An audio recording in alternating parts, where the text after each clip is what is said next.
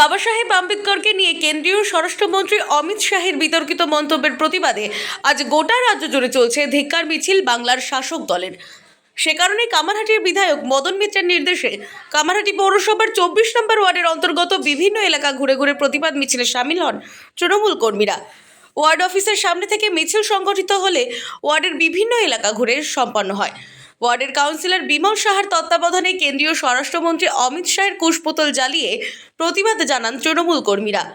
এদিনের এই ধিক্কার মিছিলের মধ্য দিয়ে কেন্দ্রীয় স্বরাষ্ট্রমন্ত্রীর পদত্যাগের দাবি জানান তৃণমূল কর্মীরা।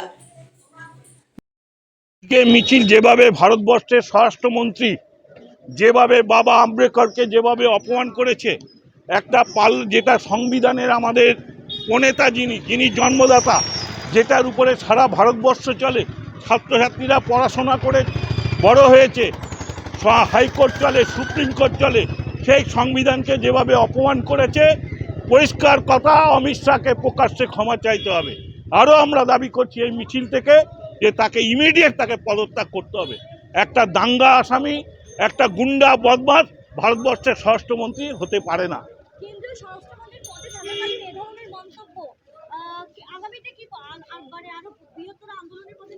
আরও ভারতবর্ষে, সারা ভারতবর্ষে নামা উচিত। আজকে মমতা ব্যানার্জি রাস্তায় নেমেছে, বাংলার মুখ্যমন্ত্রী, সারা ভারতবর্ষ জুড়ে নামা উচিত এবং তার ইমিডিয়েট 1 মিনিটও তার স্বরাষ্ট্রমন্ত্রী থাকার কোনো অধিকারই নেই তার।